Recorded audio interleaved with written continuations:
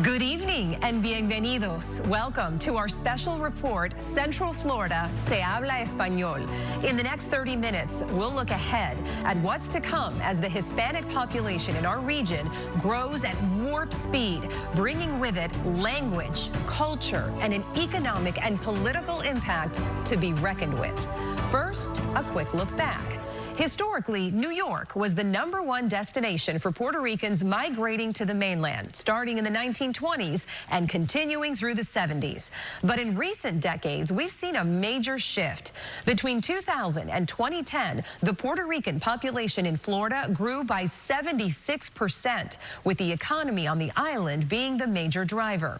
And then a defining moment in 2017, when Hurricane Maria devastated Puerto Rico. Florida overtook New York as the state with the largest Puerto Rican population. That growth is reflected in places like Osceola County, where the latest census shows the Hispanic population skyrocketed by 45% in the last decade. Today, the population in Osceola is 56% Hispanic. In neighboring Orange County, it's 33%. And in Seminole County, it's grown to 22%. But those numbers don't just represent Puerto Ricans, of course.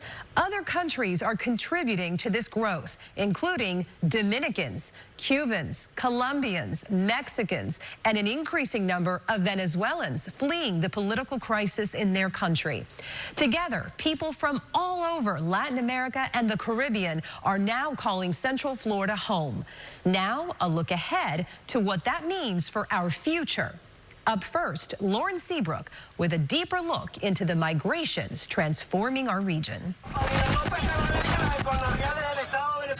Jose Gamboa's drive for a better life forced him out of his home country. I was a college student and a political activist back in Venezuela.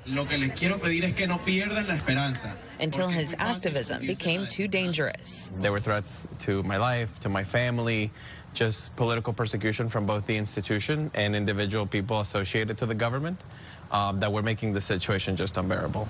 So he sought asylum and moved to Central Florida in 2016. And did your family stay?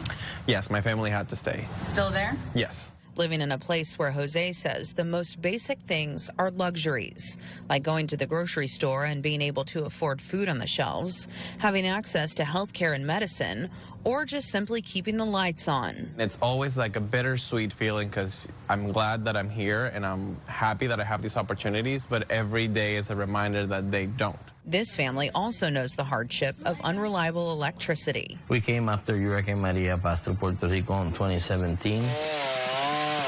Leaving everything behind, including their home, Javier Figueroa Ortiz, his wife ARLEEN, and their kids joined an estimated 100,000 to 200,000 others who fled the island after the storm. Most came to the Orlando metro. We just packed important things, like important documents, and a couple of clothes, and we get here. But as hard as it was, Javier says his family has more now than when they lived in Puerto Rico. It's like everybody say, this is a land of opportunities, you know. Javier's wife ARLEEN lost her business as a pastry chef in Puerto Rico. Y gracias a Dios nos ha ido bien, ¿verdad? Seguí con mi negocio acá, le cambié el nombre, es Cake Reina. They started from zero, she told us, but said thank God things have gone well. She continued with her business here in Orlando and changed the name to Cake Queen. Turns out, this was not the only blessing in disguise. We found out something very special. Shortly after arriving in Florida, their son was diagnosed with autism. When we were in Puerto Rico back there, all the pediatricians says that he doesn't speak at 5 years old. He doesn't speak, and that was normal. But doctors here knew it wasn't. And now this little boy has all the help he needs. A huge relief for his parents. She's happy, I'm happy, the family's happy, and that's all that matters. In addition to more resources, Jose says our diverse community makes Latin immigrants feel safe. It's easy to find familiarity or people that have lived through similar experiences, and that just makes the adaptation a lot easier. So you have people to talk to, people to confide in, people that understand your struggles. And when they're missing the past, the Florida sunshine reminds them of home. New York, I have a lot of nothing, but it's cold for me. It's very different. Y de otras partes, y pues me veo acá en la Florida viviendo hasta